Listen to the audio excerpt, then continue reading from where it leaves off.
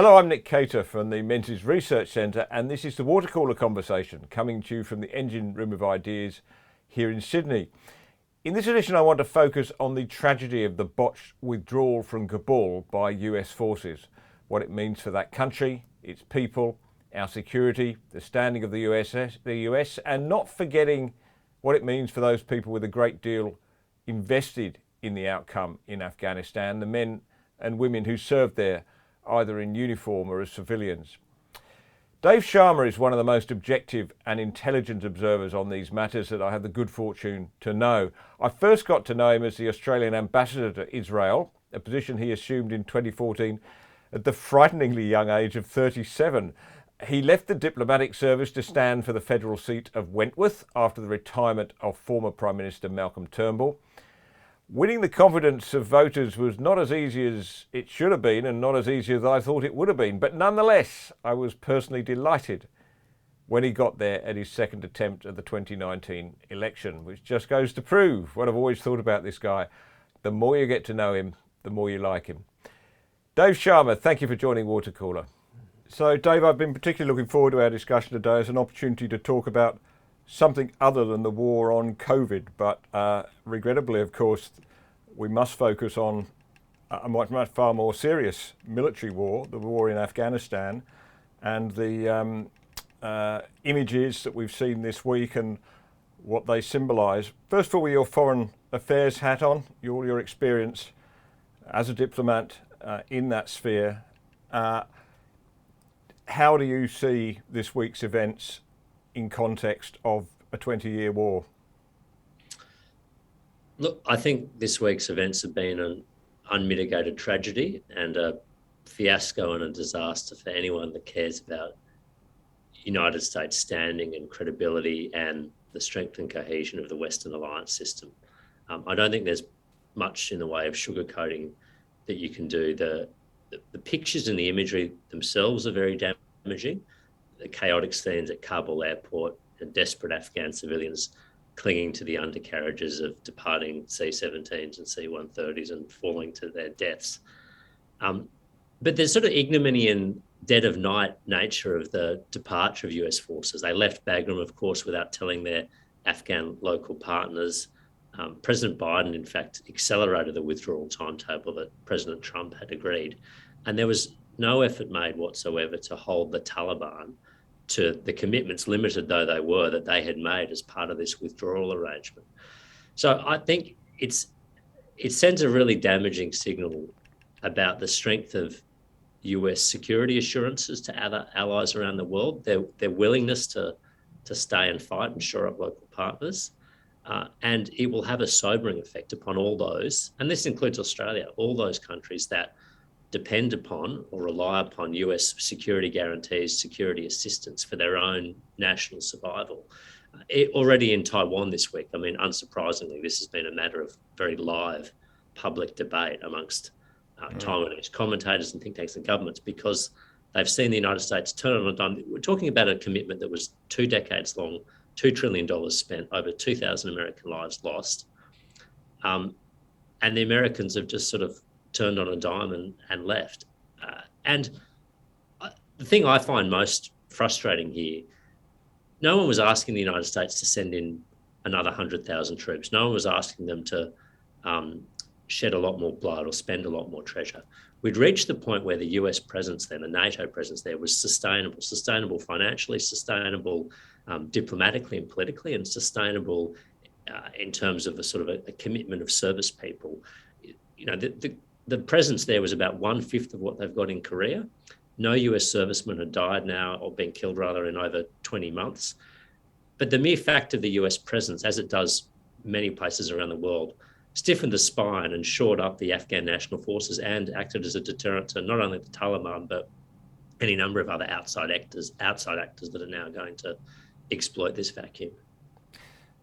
Dave, Kabul 2021, Saigon 1975. It's an inevitable comparison. I want to come back to that, but very first, I think high up in this conversation, I think we should talk about the Australians who served in Afghanistan, and many of whom will be feeling, I guess, very flat at the very least right now, that everything they put in to that country, including putting their lives at risk, many of them, one of your colleagues, known to both of us, suffered some terrible injuries there, from which thankfully he's recovered to represent the seat of Herbert in Queensland. But yeah, Phil, but you know, my thoughts immediately went out to guys like that, and what we can do, because, you know, as you and I recall, the impact on veterans who'd served in Vietnam of that rather ignominious withdrawal in 1975 and everything that had preceded it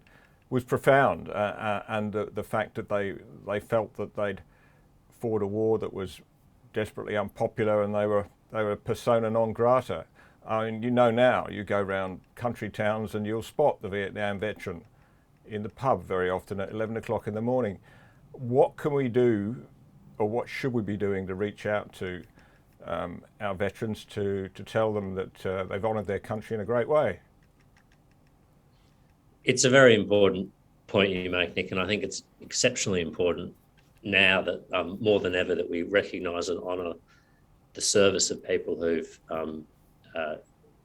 given their lives or their friends' lives or their mental health or some of their own physical capabilities to Afghanistan and left something of themselves there. We've lost, 41 Australians gave their lives during that conflict. And it's important here that we acknowledge that certainly the Defence Force personnel and men and women in uniform, but there are also large numbers of diplomats and aid personnel who formed our footprint there. I mean, so many of my colleagues from my former life, Nick, as a diplomat in foreign affairs, have made their careers in Afghanistan, did a couple of tours in Afghanistan. So many of our current generation of men and women in uniform have made their careers in Afghanistan and done tours in Afghanistan. And they all feel quite rightly that they've given of themselves, not only in a professional sense, but a personal sense to support this country and nurture this country.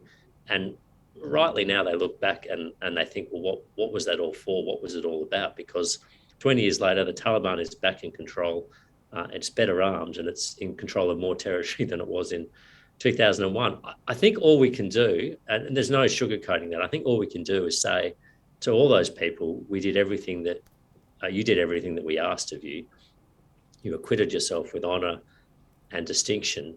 And the fact that this has turned out in the way that it has is nothing to do with your own will to fight or desire to succeed. It's factors beyond your control. And I think it's important that we don't treat this conflict, and I don't think we will, but in the same way that Vietnam became seen in the sort of the rear view lens of history as a failed campaign and not a particularly glorious one. I think Afghanistan, we were on the right side of history there. It's arguable we were in Vietnam too, but in Afghanistan, we were supporting the rights of women and young girls to be educated, supporting the rights of artists to practice their art, supporting the rights of different strains of Islam to have a lively theological debate, supporting the right of civil society to express a view.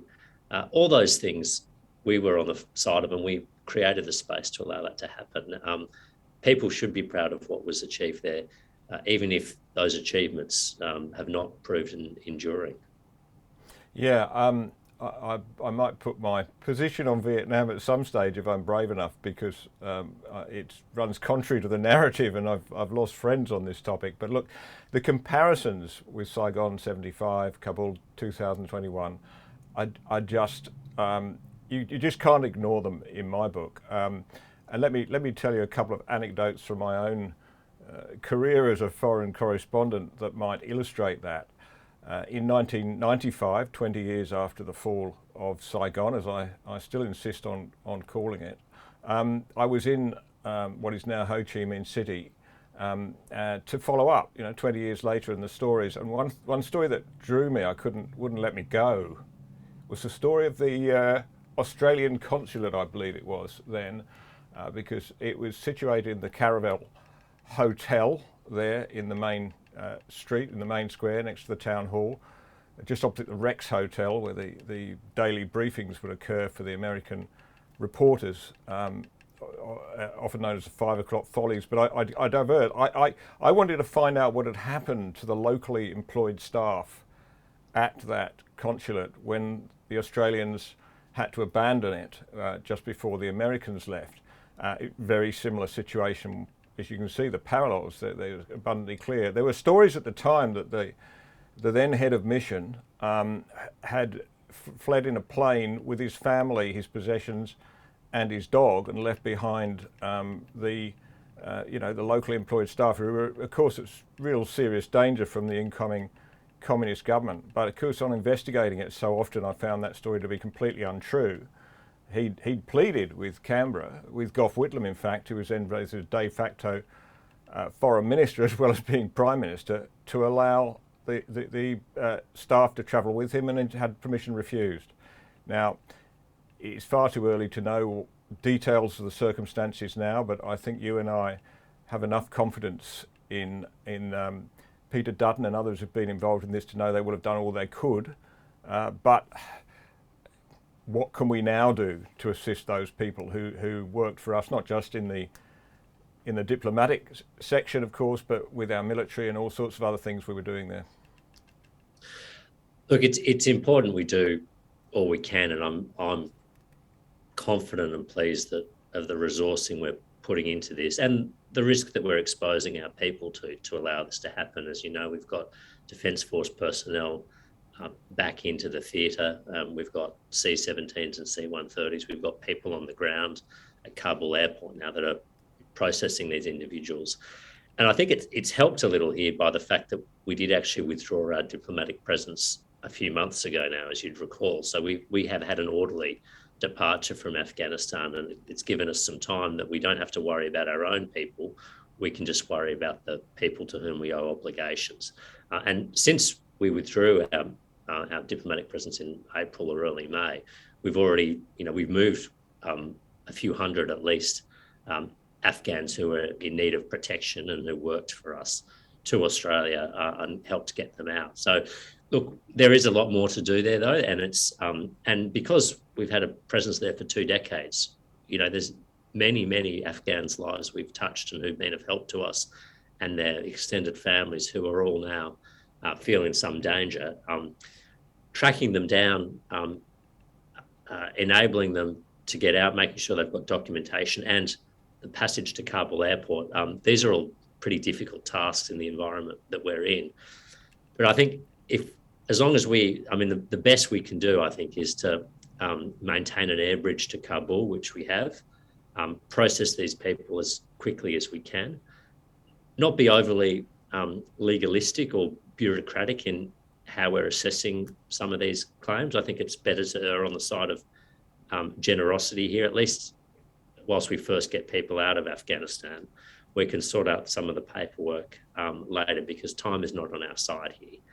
And I think beyond that, though, and we've made a start here, I think we need to have a very generous and dedicated humanitarian intake to people who may not have worked for Australia, but who rightly flee for their lives under a Taliban regime, fear for their lives under a Taliban regime. And especially here, I'm thinking of women, girls, artists, creatives, people who've been outspoken in civil society. All these people will rightly be fearing for their lives under a Taliban regime, and we should be offering them protection. I mean, I know the rest of the world has an obligation there too, but certainly we do. But it's a conundrum. It's a very difficult one, isn't it? Because, as we know, the notion that amongst the vast majority of deserving cases who not only need our compassion, but we have a duty to give it to them, among them, it is highly likely that there may be some less savoury characters. I put it as strongly as I'm prepared to under the circumstances. But look, we know that because it's happened before. So how do we meet that trade-off? Has to be made between the urgency of the situation and ensuring that the people who come to this country are the people we'd want to come to this country. Look, I think, and without knowing all the ins and outs of the logistics, we can help people get out of the country and sort of rescue them without necessarily having to admit them to Australia straight away. And look, that's what we're doing at the moment. The shuttle flights are going to, the UAE and neighbouring countries, where we've then got the space and the time to do proper assessments and proper vetting and proper security checks that we need. So we can, I think, err on the side of generosity in getting people out of harm's way. And then we can make sure we apply the appropriate, filters and screening and security vetting once they're in the UAE, or even in Pakistan, where we've got an official diplomatic presence and there's a government that works. We can do some of these background and identity checks. I mean, it is important we do that. I accept that, and nothing would undermine Australian support for a generous refugee program more than finding out that we were importing unwittingly people who are Taliban or Taliban sympathisers.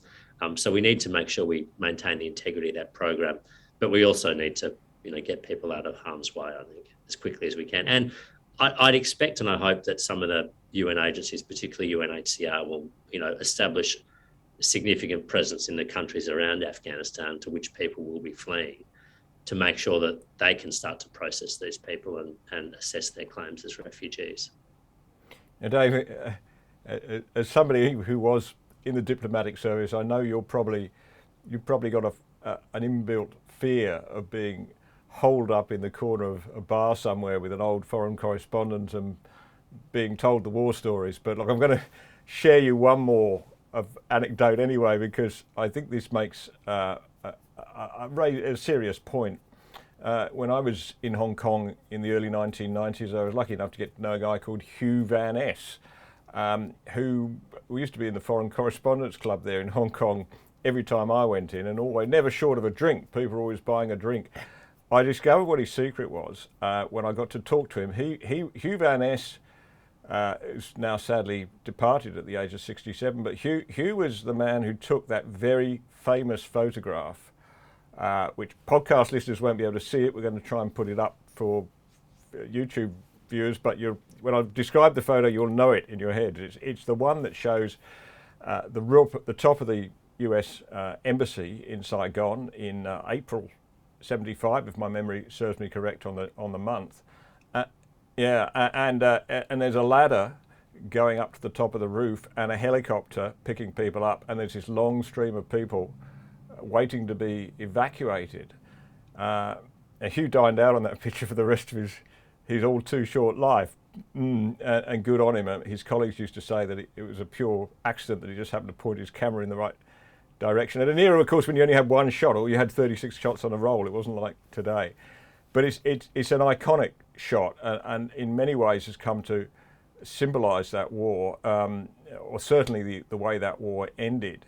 Now you flash forward to earlier this week, and you see those images from the airport of Kabul with people clambering to get on the C-130s, I think, and clambering to get onto the air bridge to get into jets. And you go, this image is, even in this day and age of, when we've got a 30-second attention span, this is the image that's going to define this campaign, despite all the good work that's gone into it. And what's more, there's a danger that it really will come to symbolise the declining strength of the US. Now, I think that's wildly overblown. I think anybody who thinks that is probably foolish. But that's the danger, isn't it? So you spoke about Taiwan. How do we assist, shall we say, our allies in the United States to overcome this and move on? Well, it's a very good question, and I have been thinking about this. I mean, my assessment would be that what we've seen in the last week in the imagery from Kabul is very damaging, but it's not irretrievable or irrecoverable. And Saigon, and I mean, let's remember there are two quite low points for American standing in the world in the 1970s. There was the fall of Saigon, and then there was the overrunning of the American embassy in Tehran in 1979, the Islamic Revolution, the toppling of the Shah, the long hostage crisis, which at the time, was characterized in this sort of feeling of malaise in the United States. The United States had become rudderless and lost the will to fight and was losing to the Soviets and everything else. And of course, a year later, President Reagan was elected. It was morning in America, and America was back in quite a big way through the 1980s. So none of this is I think it's definitely a significant point. Whether it will be a turning point or not is something that is yet to be determined. And I think where we go from here is quite important. If you recall that, the original premise of why Biden wanted to get out of Afghanistan is to focus on bigger strategic issues for the United States, and most particularly the strategic competition with China. Now, I think it's important that he does that and follows through on that. So if they're drawing down in Afghanistan or disinvesting from Afghanistan, they need to be investing or putting more chips on elsewhere, and especially in the Indo-Pacific, where we all recognise is the main theatre of strategic competition in the decades ahead. So I think that the best thing the Americans can do now to ameliorate some of the damage from Afghanistan is to make sure they shore up some of their key security and strategic partners in the region. And that includes Japan, Korea, Taiwan, Singapore, Australia, Vietnam, the Philippines. All of these are American partners or allies or cooperative countries in some degree or other. And I think the United States needs to show through its deeds and words now that the withdrawal from Afghanistan is not lessening their commitment to the region. In fact, it's freeing up resources to allow them to do more. So I think that's where this, this is where it will be determined whether events in Afghanistan are a tipping point or whether they're a setback in the context of a broader revival of US power. Well, I suppose my confidence comes from the knowledge that in my old profession of journalism, they will always overstate rather than understate the case. So I think much of this, one piece in Britain comparing this with Suez in 1956, which seems to me to be a point stretched a little bit too far. But look, I mean, in terms of the US, exactly. Yeah, and let's draw on that point. So in terms of the vital relationship between the US and Australia, all the signs were, at least the last time I looked, that America was fulfilling its commitment to invest in the defence of this region and was moving to further its presence in the Northern Territory, or the use of its bases in the Northern Territory, and allow production here, domestic production of crucial armaments. Do you see any sign of that weakening? I must say, if we put Afghanistan to one side, and I think it has been a real mistake and a setback for sort of US standing in the world. If we put that to one side, though, I think generally speaking, the Biden administration has made quite a strong start in foreign policy and broadly, including in Australia. We've seen him, shore up and reinvest in traditional alliance relationships with NATO, with partners in Europe, with Japan, with Korea, with Australia. Trump was, his is a very mixed presidency, and I don't discount that he did some good things, but he also profoundly unsettled alliance relationships with all his talk that he would, withdraw troops from Korea, withdraw troops from Japan, pull out of NATO. All these sorts of things were profoundly unsettling, and it provided wind in the sails of American strategic rivals. So Biden has been very much alliance first and stressing that. He's also reinvesting in the multilateral architecture of the world. Now, there's good reasons to be frustrated with the UN and its systems and the international system from time to time, but this is the system we created, the Western allies created at the end of the Second World War. And if you abandon that system, there is no alternative. And I think Trump, was at the point of abandoning it. And well, lo and behold, who came in and started to colonize and exploit the system and use it for their own ends? Countries like China and Russia. And if there's no alternative architecture or rules of the road or institutions you can invest in, you can't afford to abandon those. You need to fight for control of the organizations. You need to fight to make sure they're heading in the right direction.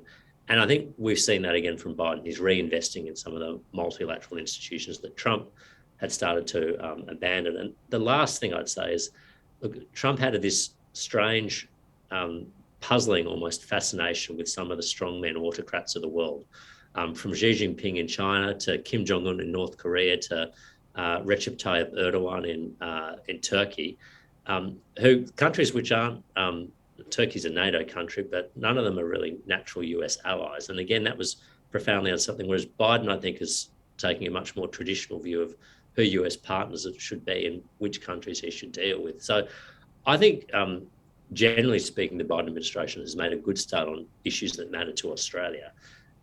But undoubtedly, they need to put this Afghanistan setback behind them.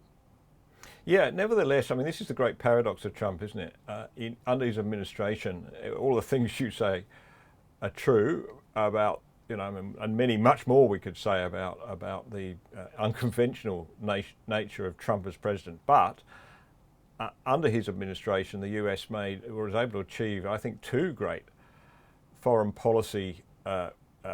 One a breakthrough I described, the other one as just a slow realisation that have repositioned US and indeed Western strategic approach to China and Israel. But starting with China, of course, it was Biden and people like Mike Pence who, basically were the ones who said the emperor's got no clothes, as it were, that we've been imagining that China was economic development would lead to democratic development for years and years, despite everything that happened, like Tiananmen Square.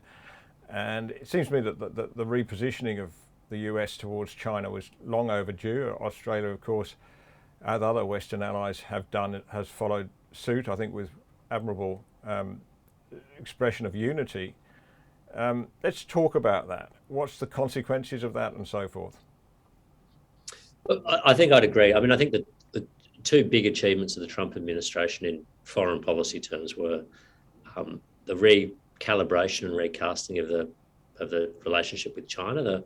The previous structure, if you like, had been what had been dubbed a G2, almost a kind of a condominium of leadership between the United States and China, where China was seen as a partner and a collaborator and a contributor to the global order. That was Obama's dream and vision, but I think Trump rightly recognised that China was exploiting that for their own end and ultimately did not share the same goals or objectives as the United States. And he's called that out and repositioned the United States, I think, quite quickly and effectively on that.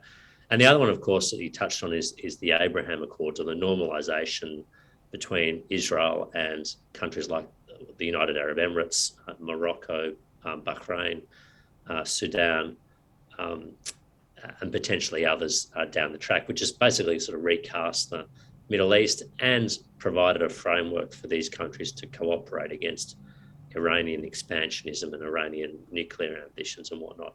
And I think those will be, I mean, that's probably the two most important foreign policy achievements of the Trump administration. And I think rightly the Biden administration has given, I mean, is preserving and adopting the doctrines and the policies on all of those issues. And I think that's very wise, because that's something that Trump did undoubtedly get right. Yeah, we didn't get a chance to rehearse this discussion, but you perfectly picked my next segue, which is to the Middle East and Israel. But before we do, let's just go back to China. There seems to be two schools of thought developing. One, which I think is becoming increasingly unfeasible, is the idea that we've just got to pull our heads in, that if we were nicer to China, it would be nicer to us. I think this Cold War, if it is a Cold War, let's not get caught up in the name, but we didn't pick this fight with China. We wanted to trade with them. We wanted to send them our lobsters and our wine and everything else. We wanted to be good neighbours.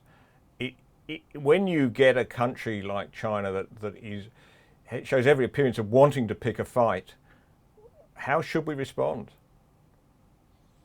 I don't think we had, I mean, I think we've responded entirely appropriately, and I don't think we had any alternative if we wanted to remain a sovereign, independent country in charge of our own national decision-making. And I think this is what people who the apologist school fails to understand or misrepresents.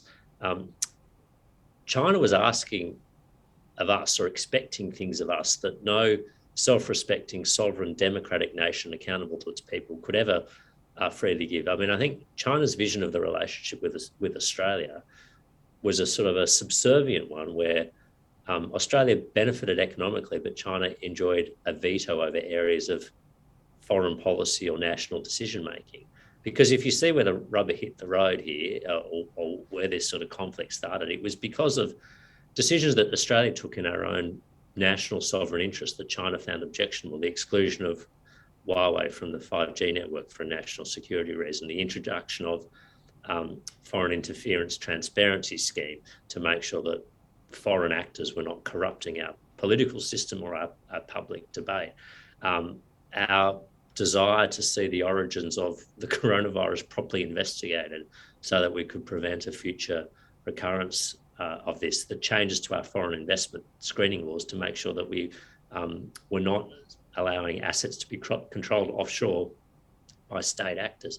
Now, all these things, in my opinion, are normal things that a sovereign country does to protect its own interests. And certainly China does this all the time and many times more. You know, the ability to, the idea that Australia could support political actors in China is laughable, or that we could acquire significant telecommunications or critical national infrastructure assets. Again, China would never permit that.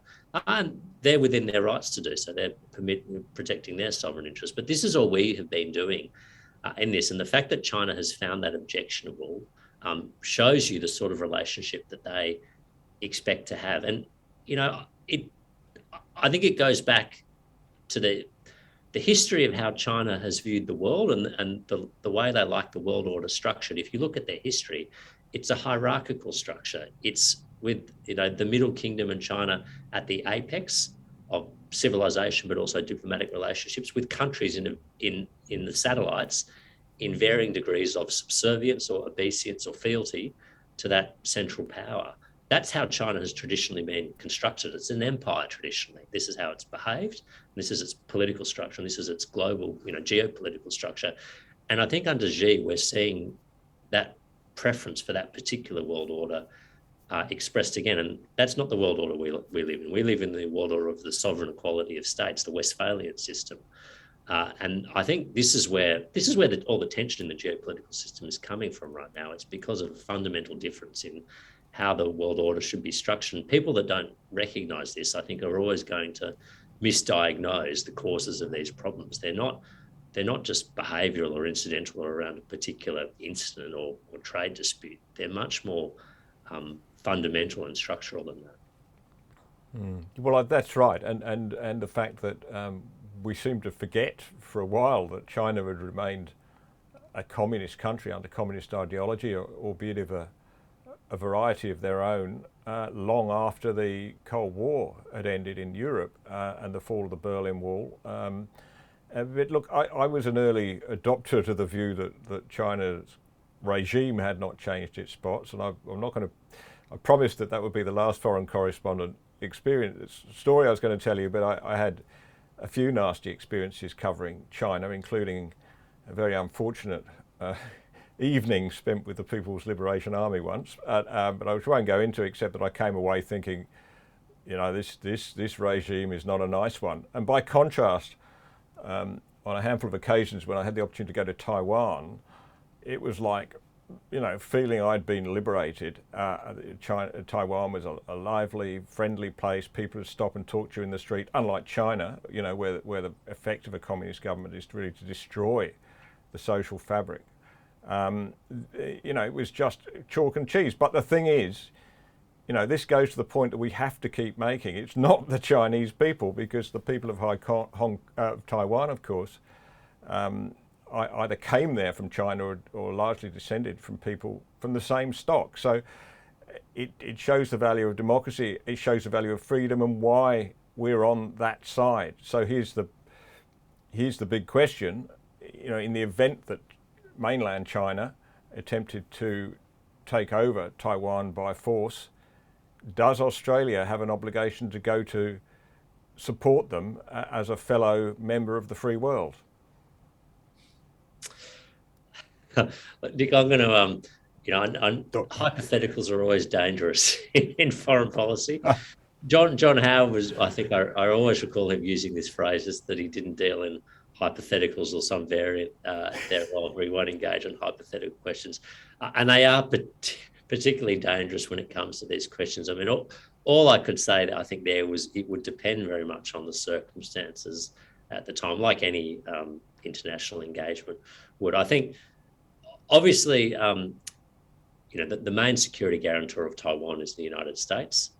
Uh, that would be the principal country that you would expect to come to Taiwan's aid if they were attacked by China. Australia has an alliance relationship with the United States.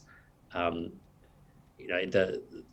strict terms of the treaty are, relatively wide in terms of interpretation, but it would be a judgment that the Australian government of the day would need to make about whether they would involve themselves or not in such a campaign. And it's far too, I think, complicated to give any sort of categorical answer. I think we would certainly be concerned as a state of any attempts to alter the status quo between the mainland China and Taiwan, and that would include mainland aggression towards Taiwan. I think we would be opposed to any such attempts, but how we express that opposition and what form that takes would, have to depend very much on the context. And I'm a realist here as well, Nick. I mean, I'm conscious that our ability to determine these sorts of outcomes acting alone is highly limited.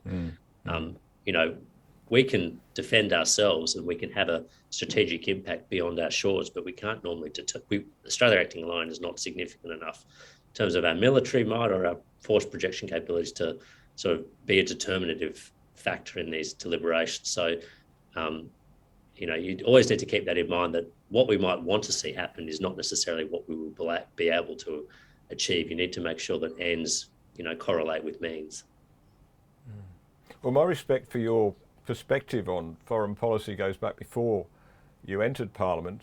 When we first met, in fact, when I was on a visit to Israel, organised by the Australian Israel Jewish Affairs Committee, and you were ambassador, and I remember we had a fantastic briefing with you in which you brought us up to date in a very frank and informed way on the developments of that time, which of course are always constantly moving.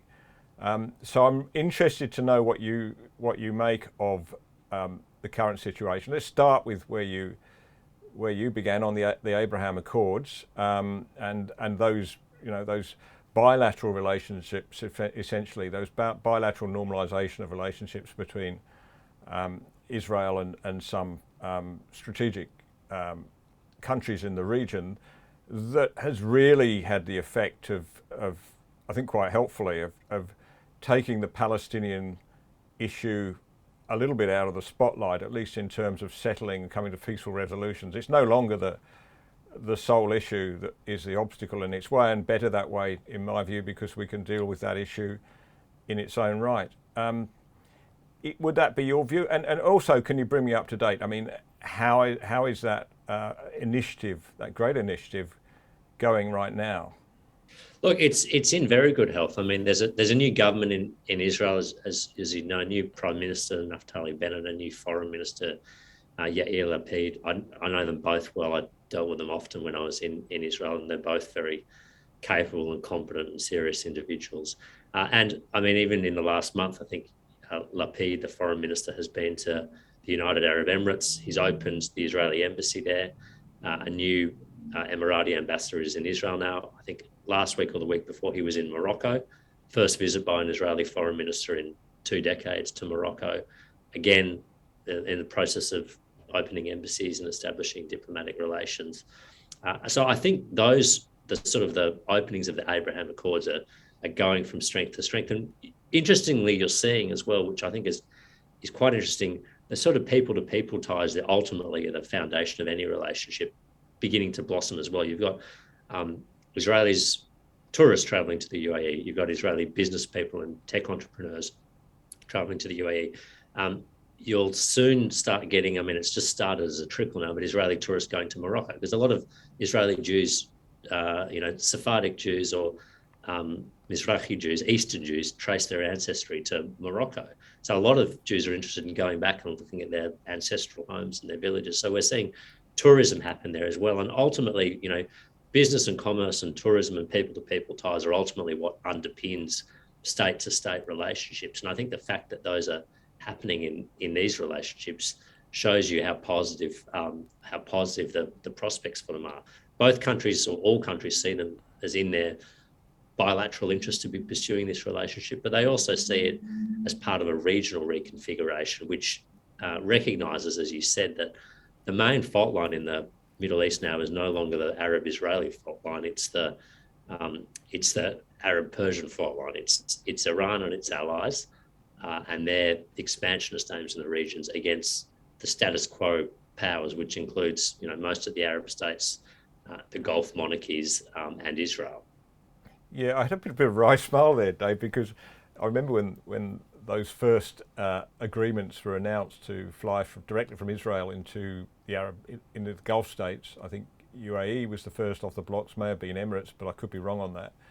I remember thinking, well, this is going to be fantastic. I mean, that means now that Australian-Israeli relations have got to benefit, because rather than that rather tortuous route we have to make now, well, we can't even make it now, but we used to have to make, you could just go straight into Dubai, 45-minute stopover, and then a short hop to Tel Aviv. That's surely, but like, let's assume that one day this COVID will pass. That's going to be a great advantage for us, isn't it? Particularly given the strength of our Jewish business community here. Oh, absolutely. I mean, the fact that we will now be able to fly directly to Israel from Dubai or Abu Dhabi is going to be makes it so much easier to get to Israel, makes it so much easier for Israelis to get to Australia, and will just increase the connectivity between our nations. Because as you said, that the previous way, Israel didn't enjoy overflight rights over any states to its east. So the previous air routes were either north through Turkey and Central Asia and then down through China, or south sort of through the Suez Canal under the Arabian Peninsula in that way. And both of them added about 4 or 5 hours to the flying time between Israel and Australia. And so this will be a boon to our own relationship, undoubtedly. I don't want to dismiss the seriousness of the recent conflict between the people of Gaza and Israel by any means, quite the opposite. But I do want to make 2 points here, Dave, and test them with you, because I'm sure, as somebody who knows Israel very well, served as our ambassador, you must get as frustrated as I do. People are so quick to come to judgment on that particular conflict with little knowledge of any of the actual facts, which are complicated, right? The history is complicated, but as President Macron said of France recently, and I thought it was a wonderful speech, you can criticize our history, but first you have to learn it.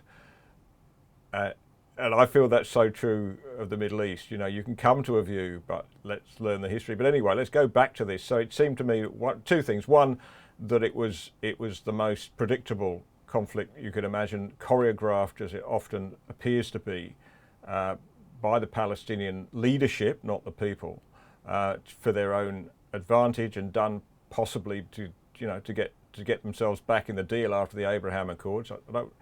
Your thoughts on that might be interesting, but the main point I drew from it was just how incredibly one-sided media coverage of that has now become. It was always that way, but it seems to me that the first and only assumption that you're allowed to make is that everything the Palestinian publicity machine, and it's very, as you know, very, very well advanced and complex, the way that they manage media.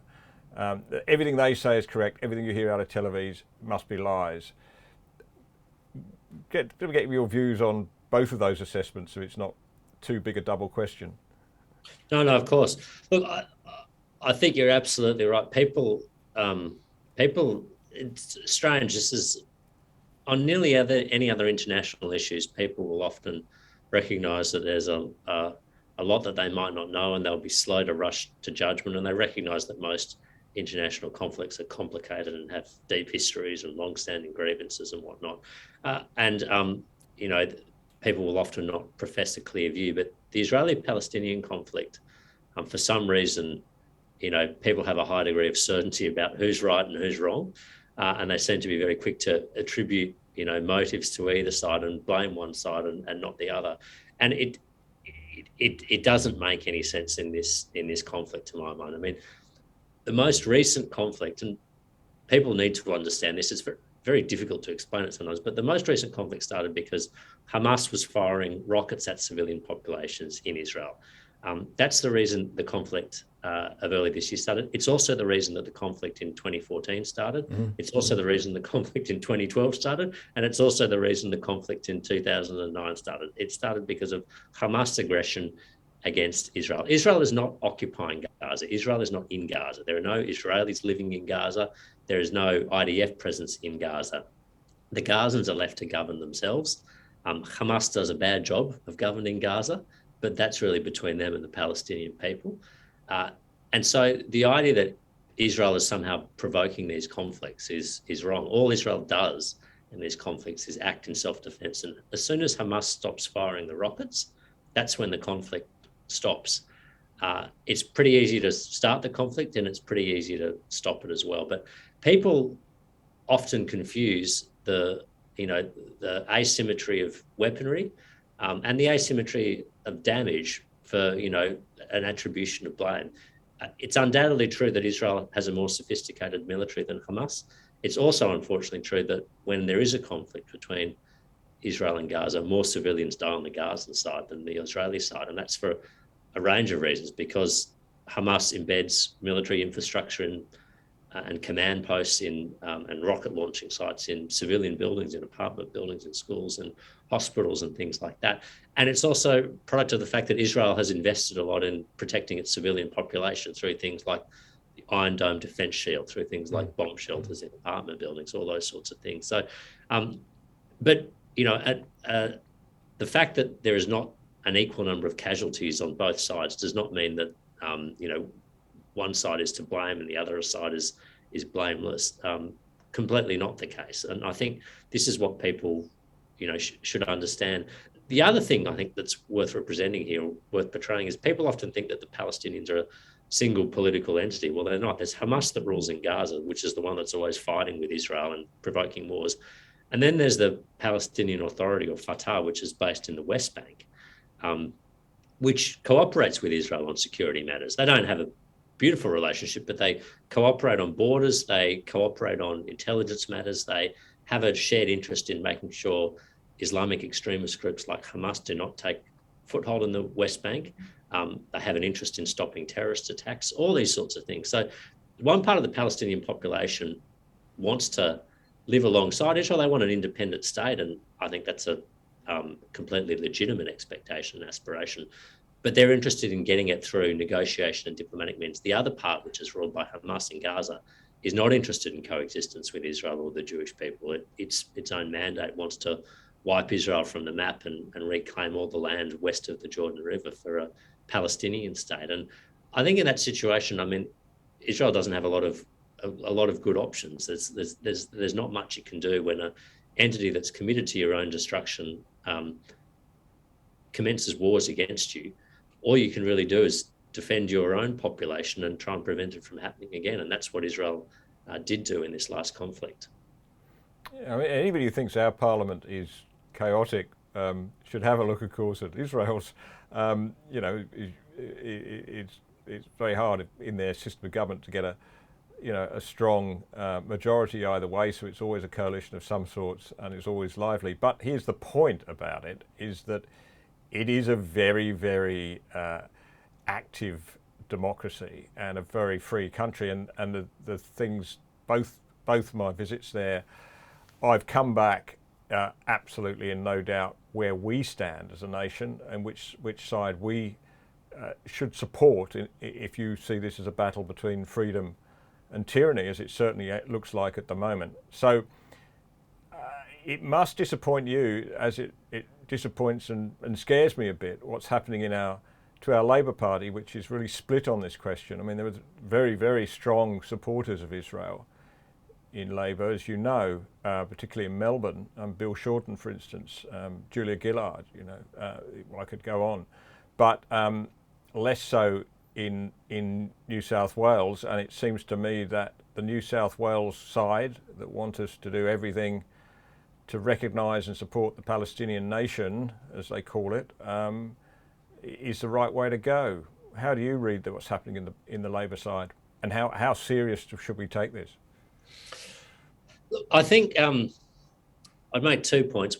One is it has been a strength of Australian foreign policy that support for Israel has been bipartisan, and long may that continue. I think that is very important. We're seeing Israel just gradually become a partisan issue in the United States, and I think that's very unhealthy for for the Jewish community there, for the relations between the two states, and for the ability of Israel to navigate freely and safely in the world. So I hope that doesn't happen here in Australia. But I think what we're seeing in parts of the Labor Party reflects their progressive campus-based base amongst parts of the Labor Party, where, look, you see it on universities and amongst academics and other parts of what's traditionally kind of Labor establishment territory, where its opinion is generally hostile to Israel and oftentimes borderline anti-Semitic as well. And I think where those institutions have a bigger say over Labor policy, and it's in some states and some branches and some office holders, we're seeing, more and more of a tilt towards the Palestinian narrative or the Palestinian worldview. It's not uniform at all, and I would say that amongst the current leadership of the Labor Party, I think Anthony Albanese has said the right things on this issue. I think Penny Wong has said the right things on this issue. I know Penny travelled to Israel, has been there a number of times, and I think that's important because it's the people you're most worried about are those who reach these judgments without having gone to see the situation and the facts for themselves. Look, and people can have a different view on this conflict. I respect that and I appreciate that. That's our political system. But people, as you said with your Macron quote, people need to inform themselves of the facts before reaching a view. And some of the most activist voices within the Australian political debate, including within the Labor Party on this, have not bothered to inform themselves of all the complexities of this conflict. Yeah, just while we're on the subject, that Macron speech, I was so impressed with it. We did a very unusual thing, and we went to the trouble of getting it subtitled in English, and we put it up on the Menzies Research Centre YouTube channel, so you can catch it there. It's well worth watching, by the way. It's a very interesting speech in a lot of ways. But look, you've touched on it. We have to go there. I hate talking about this, but the reality is we have to. The phenomena of anti-Semitism. How much is there the swiftness to side with the Palestinian cause and against Israel, an anti-Semitic issue? Well, you might want to visit that or you might not, but it's unmistakable that anti-Semitism is rising in a lot of places that are quite unexpected. In Britain, in the Labour Party there, in the British intelligentsia. Melanie Phillips, the British writer, British columnist, writes very, very persuasively about this as being part of a resurgence of a trend that's always been there in the European psyche. But it's real, right? And even more recently here, we saw some anti-Semitic comments made by somebody who was prepared to challenge our treasurer in the Suit of Kuyong at the last election. What's your take on it? I guess is where I'm coming to, Dave. Yeah, no, I think it is a growing concern and a growing problem. I think generally speaking in Australia, it's much less of a problem than in other Western countries, but that's not to be complacent about it here, and I don't think we can afford to be. The interesting thing, or the unique thing about sort of the modern variant of anti-Semitism is it was traditionally a sort of a property of a kind of a nationalist, ethno-nationalist kind of far right movement. Traditionally, increasingly these days, anti-Semitism is the property of the kind of progressive left, and that's where you see it, the growth, and that's why you see it more and more on university campuses and amongst commentators and academics and things like that. And I think that's the bigger concern. Now, it's always important to draw a distinction between legitimate criticism of Israel and Israel's government. Israel should be just as subject to criticism in their government as any other country or any other government. But where it veers into anti-Semitism, of course, is the sort of delegitimization of the right of the Jewish people to have their own nation state, the right of Israel to exist, trafficking in stereotypes about Jewish power and influence around the world, and kind of putting forward damaging stereotypes about the level of power and influence they have around the world. This is where I think this is where legitimate criticism of Israel crosses into anti-Semitism, propagating stereotypes, delegitimizing Israel, or holding the entire Jewish people accountable for the actions of the state of Israel. And I think that's what we need to watch very carefully here. I noticed in the last conflict, I've got a sizable Jewish community in my electorate, and a number of the younger Jewish adults in my electorate who are students suddenly found that the hostility being directed towards them on university campuses about Israel's conduct, they found very unsettling. And they hadn't sought to engage in this debate. They hadn't gone out there and said Israel is right and Hamas is wrong. They're just getting about their lives and going and doing their study groups. But they suddenly became the focal point for a lot of very unwelcome attention. And I think that is really concerning, because this sort of, corrodes the base of our society and our social cohesion as a society and our ability to get along. If people are being singled out and victimized and held to a different standard to other individuals because of in this case, because of their religion, I think that's a worrying sign. And it does concern me in Australia that this sort of general trend is on the rise. Yeah, and maybe we can just spend a little bit of time before we close in just squashing some of those stereotypes, perhaps by creating a new stereotype of the true portrait of the Jewish citizen in Australia. First of all, they're not, I think, often exaggerated. Their numbers are often exaggerated. It's a fairly small group. I think even within your electorate, it's in the low single digits as a percentage. You compare that with some of the seats out in Western Sydney where you've got 20% plus of Muslims, and overall, of course, much larger numbers. They are becoming a smaller and increasingly smaller percentage terms group, but they're an exceptionally civic-minded people, in my experience, and exceptionally great contributors to Australian society, both in terms of philanthropy, in terms of enterprise, in terms of their determination to be good citizens. I'm not, I don't want to single them out above some the many other fantastic groups that have come to this country, but that strikes you about them. We need to stand by them and support them and recognise the great contribution they've made to our culture and the economy, I think, more openly than we do. I think that's true. I mean, look, Jewish Australians arrived in Australia on the first fleet from London. They've been here since the beginnings of settlement of Australia. And they have made an immense contribution. I mean, our finest generals, General Sir John Monash, some of our biggest philanthropists, some of our most successful business figures like Frank Lowy, amongst others, some of our most brilliant legal minds, some of our best artists and most creative talents.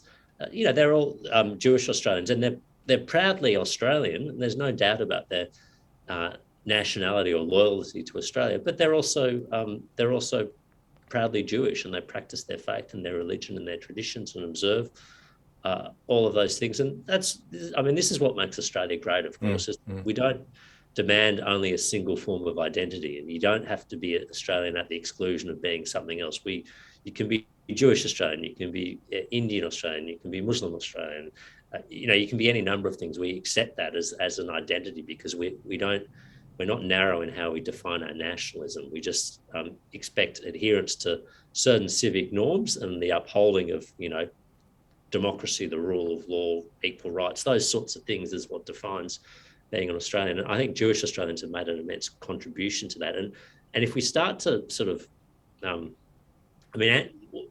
why I worry about anti-Semitism is, yes, it's of concern to the Jewish community, but it should also be a concern to every Australian, because this is how you sort of unravel a national identity and set parts of society against one another, and make judgments about the loyalty or otherwise of different groups to Australia. And pretty soon, you've got quite a divided and fractious and non-harmonious society that's always fighting with another group about who is the more Australian, or who is the more patriotic, or who is the more deserving of being. And that's a recipe for national ruin and disaster. Yeah, and we shouldn't forget our esteemed treasurer, of course, Josh Frydenberg, in that list of luminaries. But I've got one more very short question for you, Dave. Indeed, he will. Great man. But just before I do, I can't resist the segue you've just given me to plug an MRC book, which is about to come out, God and Menzies by David First Roberts, which is a very important book. Firstly, because it draws this direct connection between the Judeo-Christian tradition and the principles that underpin the Liberal Party through the person of Robert Menzies, who is a man who understood faith in a very profound way, and much of that thinking became incorporated into the Liberal Party. We'll be saying a lot more about that later. I just think this is such an important book, particularly at this time. God and Menzies, David First Roberts. You can pre-order it now on our website. I'll put a link up to that in a minute. But the final question, Dave, is I couldn't help thinking when the position of Secretary of Foreign Affairs was advertised recently with the retirement from that position of Francis Adams, that many of your colleagues I know have said to me that you would have been an admirable candidate for that position. You had a very good career in foreign affairs. The post of ambassador to Israel, of course, is no small deal. But you went another course, exciting one in some ways, but I look at you guys in Parliament House and think, who'd want that job? Any regrets? No regrets. Although that's not to say I don't miss parts of my old life, the job security and the certainty, and other elements of it. But no regrets. I mean, I think I've always recognised from my time in government on the public service side and elsewhere that rightly in Australia, the big decisions in our national public life are taken by elected representatives, and that's how it should be. So, being a bureaucrat and a senior bureaucrat, you can achieve great things, you can make a great contribution to national affairs, but ultimately the direction of national affairs is set by the Parliament, the elected representatives, and the government. And I think that's where I've always been. That's what drew me to it. Yes, there are sort of perils and pitfalls that come with the profession of politics. It's certainly a much tougher profession, to be honest, and a tougher career than being a diplomat. But in the upside is it's more satisfying, and you get to have a bigger say and a bigger voice on national affairs. So no regrets. It was a bit of a sliding doors moment for me, deciding to go into politics rather than stay in diplomacy. But I'm glad that I've done it. David, my most recent interview with Greg Sheridan, which people can see on the website or can listen to the podcast, we ended up spending the whole time talking about religion, because that's a which was fantastic. It was a really good conversation. If you haven't caught up on it, I'd really recommend it. But and the book indeed. But the point is, of course, it means we didn't get a chance to talk to Greg and draw his expertise on foreign affairs. And I suspect the way he's writing at the moment about brilliant stuff on the question of freedom of religion and related topics, we'll get less chance to do so. So I'm absolutely delighted to have you've been able to come on and have this discussion for us and bring the same insights that Greg does into foreign affairs, and great balance and objectivity. Dave, thank you for joining us on Watercooler. Thank you so much for having me, Nick. It's been a real pleasure. I've enjoyed our conversation.